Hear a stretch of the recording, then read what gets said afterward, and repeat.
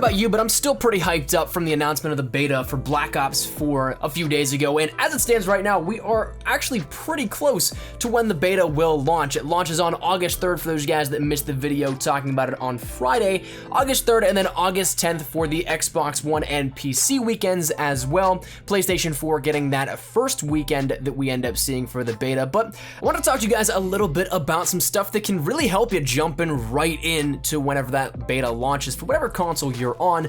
So today I wanted to run down my list from worst to best, the weapons within Black Ops 4. And having played at both the reveal and at E3, I've got a few hours under my belt of playtime, and I feel comfortable enough giving you guys these recommendations on the weapons. And so what we're going to be breaking them on today is just sheer usefulness in overall regular situations. So you'll see that some of these, of course, at the bottom, the worst ones we're going to start out with, they are there because, well, they're only serving one purpose in particular. They're not overall those weapons you'd want to jump into every single gunfight with. So that said, bear that in mind. And of course, you may, at the time of the beta, have a completely different list. That's totally cool. But regardless, I wanted to share my thoughts and feedback here on it because you may very well like the weapons we recommend here towards the end as we get towards that #1 spot. And assuming that we don't see any different weapons added in at the start of the beta, towards the end, I can almost guarantee we're going to see a rank increase, so we'll have more that come out throughout either that first weekend or the second weekend of the beta on Black Ops 4. But for the launch, I think you'll come to agree with a lot of what we recommend here with this one. So that said, let's just jump right into it. Firstly, at number 14, we're going to start out with the launcher, that being the Helion Salvo. Now this one, of course, a launcher, you're not really going to take it into close quarter situations. You're not going to challenge a long range gunfight with it. It's really only there to shoot down streaks, or I guess if you really want to play the explosive game, you can use it as a kill potential weapon, but it just won't work out as well as a lot of the other ones and pretty much every other weapon in this build.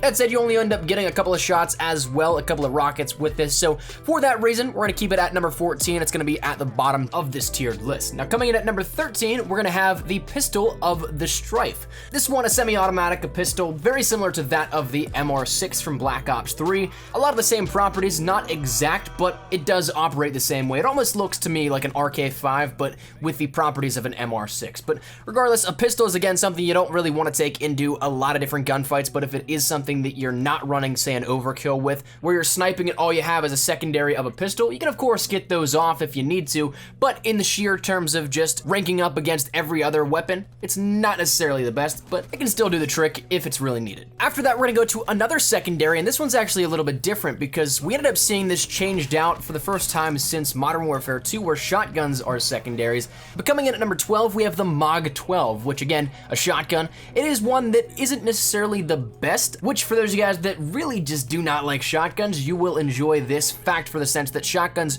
as it stood at the points whenever I played, the shotguns were relatively weak. They still had the one-shot potential up close, but anything at even, say, a few meters distance in-game, and it became a hit marker machine at some time. So it is definitely something that is not near as spammy as we've seen previously, but it is something that still has its usefulness up close and personal. So you're gonna have to play a little bit differently with this one if you want to try and get some awesome gameplays off, specifically with the MOG 12, but if you're looking for a secondary, I definitely think that of the three we've already discussed, this is probably your best bet, though still I wouldn't necessarily recommend going up against any of the other arsenals of the primaries. Coming in after that though, rounding us off of the final ones before we jump into our top 10, I want to place the Koshka, the sniper rifle, which is very similar to that of the Ballista, but it felt like upon playing with it a little bit, the damage wasn't quite to where the Ballista was, or maybe slightly below. Just really close, but didn't seem as iconic as, say, the Ballista from Black Ops 2, but it does have that quick ADS time. It is a sniper that, of course, you can definitely do some damage with, especially if you're accurate. That's one of the big things with this one here. It seems like chest and up are really going to be the crucial points for this, so if you can hit headshots left, right, and center, then by all means, definitely use this one over any of the other snipers, because what we had was also the Paladin HP50. The Koshka ended up having a little bit faster of an ADS time with this one, so it is a little bit of trade-off there. We'll get to the Paladin in just a second, but the Koshka is going to round us into the top 10 here at this one. And coming in at the 10 spot, we're gonna end up jumping in with the Swordfish. Now, I placed this here because it was kind of hit or miss with me. Back whenever we saw the reveal, it was rather weak. Then at E3, it was a little bit better, but it still wasn't necessarily to where I would hope it would have been.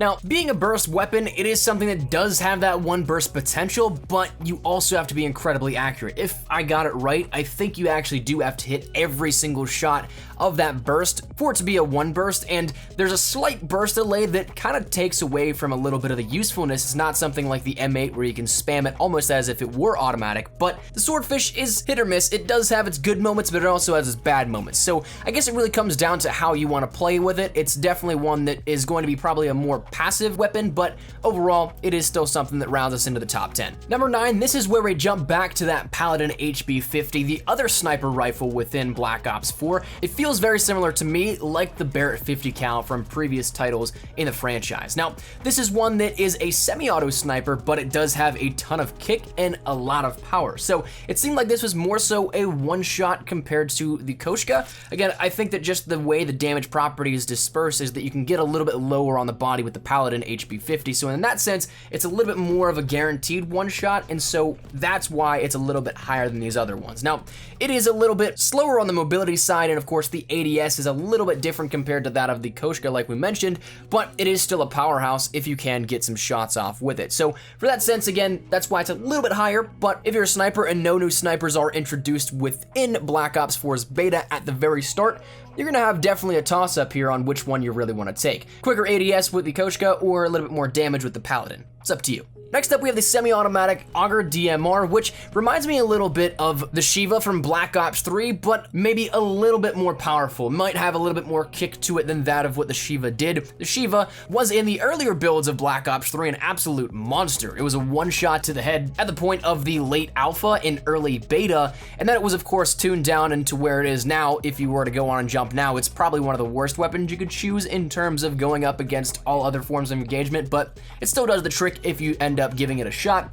But the Auger DMR is very similar, but again, I feel like it's a little bit more consistent than that of what we've seen recently with the Shiva. So if you're a semi-auto player, this isn't half bad of a choice. After that, I'm gonna roll it over into the SOG 9mm. This is an SMG within Black Ops 4, and it is very similar to, say, an MP7, but not necessarily. It's a little bit weaker, I think, if you were to directly compare it to the MP7. Model and weapon size, it does look very similar to the MP7, but I feel like the damage properties were a little bit lower than that of each shot with the MP7, but the fire rate is upped a little bit, so it kind of is a go-between that, where you need to be accurate, you need to hit your shots, and you need to make sure that you get that first shot off. Otherwise, it'll be a little bit tougher to get the kill. I wouldn't really challenge any rifle engagements with this thing, or at least from what I remember, I wouldn't challenge this because, again, like we mentioned, if the damage is a little bit lower than that of what the MP7 was, the damage drop-off, once that affects the weapon, it's definitely going to make it a pea shooter at range. So definitely a close quarters weapon here, but can shred through enemies. After that, just before I break into our top 5, the Cordite is going to take number 6 here on my list. This is the PDW essentially from Black Ops 2.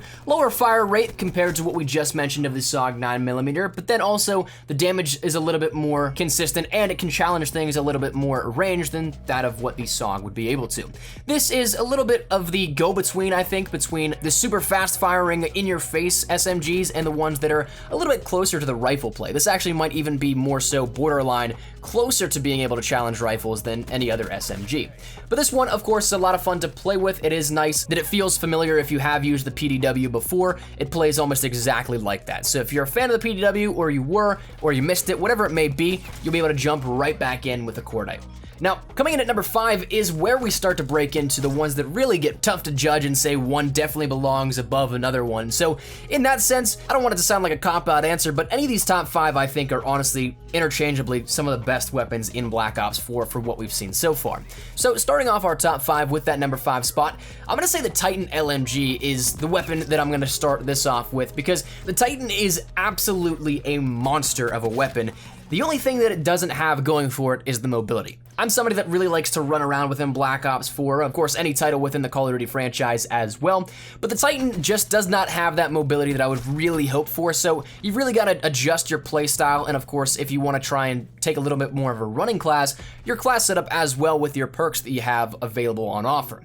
So the Titan, though, anything other than that mobility, and it's an absolute beast of a weapon. We don't have any hard-coded stats, and we probably won't until the PC beta for Black Ops 4, but it felt like it always a 2 to 3 kill no matter what, and so in that sense, it definitely has that kill potential. You can totally manage the fire rates. Of course, if there is a rapid fire, definitely toss that on. I actually don't remember if there is a rapid fire for this one, but if there is one, toss that on, it becomes even better, and so therefore, again, it's just a solid one to start our top 5, I think. But after that, we're gonna move over to the rifle classification, and a lot of these are actually rifles. I feel like from what we've played so far in Black Ops 4 at the reveal and at E3, Black Ops 4 has been a very rifle-heavy Call of Duty, which to me, I'm okay with. I like rifles, but I know some people feel one way or another about it, so just a heads up. But we're gonna move over into the Vapor XKG, or VAPR XKG. This one, again, another rifle. Very similar to that of the next weapon that we'll talk about, and I think they're really interchangeable in that sense. They do feel very similar when you play around with both of them, but very nicely suited for mid-range engagements. That's where you're really gonna see this one flourish, as with most rifles, but it is something that I kind of also felt that at long range and also close range, it kind of fell short compared to the next weapon we'll talk about, and that is actually the ICR-7. Now, of course, if that sounds familiar, well, it should, because it was in Black Ops 3, and it plays almost identically. The ICR in Black Ops 3 was probably one of my favorite weapons out of that entire game.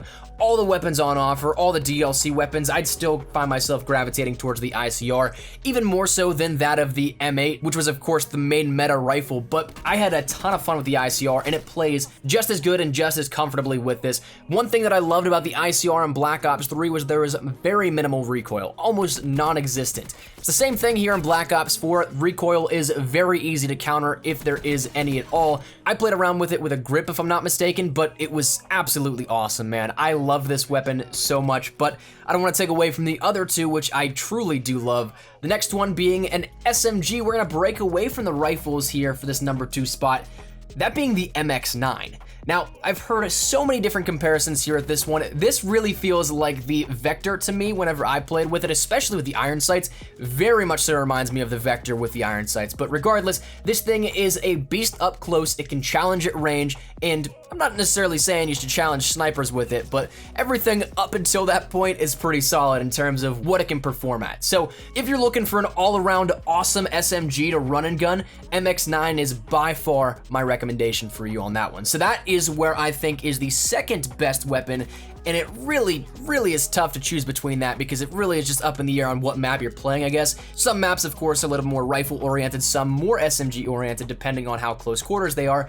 But the number 1 weapon that I'm gonna recommend to you guys once you jump into the beta is the Rampart 17. This thing is essentially the Scar from previous Call of Duty titles, but it is a beast of a weapon. It's mobile while running, strafe potential is fantastic, damage is awesome, range drop-off seemed minimal, and so in a lot of situations, this was always my go-to weapon. I love this thing so much, and I would find myself, even when I knew that I had to get footage of other weapons in my short period of time that I had to play, I would always find myself going back to the Rampart 17 because it just felt good and I knew I was going to do well with it. So in that sense, it's definitely a weapon that I think you should try out above all else. If you need to pick one weapon, pick the Rampart 17. But ultimately, that is where we're at going into the beta. That's all the weapons we've seen so far within Call of Duty Black Ops 4. Again, I'm assuming that we're going to see a level cap increase whenever we actually jump into the beta, so expect more weapons to come out by that point and a little later on in the weekends of the beta. But for jumping right into it, I can't imagine we'll get maybe all that many weapons outside of what we mentioned, so that said, they still should be a safe bet if you want to jump in and try and dominate right off the bat. Make sure you use some of these weapons that, of course, we talked about, and I think you'll definitely flourish. But that said, let me know your thoughts in the comment section down below. Are you guys excited for the beta? And also, what do you think of the weapon footage you've seen so far across the board, whether it be on my channel or another YouTuber you may watch? Let me know your thoughts in the comment section down below, but hopefully you guys enjoyed. If you guys did, make sure you drop a like down below, and of course, if you guys are new to the channel, make sure you guys subscribe so you don't miss a single thing regarding Call of Duty Black Ops 4. The beta is right around the corner, so excited to give you guys all that I got planned, so hopefully you guys are looking forward to it. I know I'm definitely hyped up for it, so that said, subscribe if you guys are new. If you guys do want to follow me over on Twitter, that's the best place to get connected with me outside of YouTube. Practically live on Twitter, so if you guys want to strike up a conversation, ask me a question, whatever it may be, link is down there in the description below. And also, if you guys want to get connected with me or a little bit more outside of that, Instagram's a great place to do so, so that link is as well in the description for you. But all that said and out of the way, hope you guys have a fantastic day. Thank you all so much for watching. Mine is an espresso. I'll see you guys later. Take care, and peace.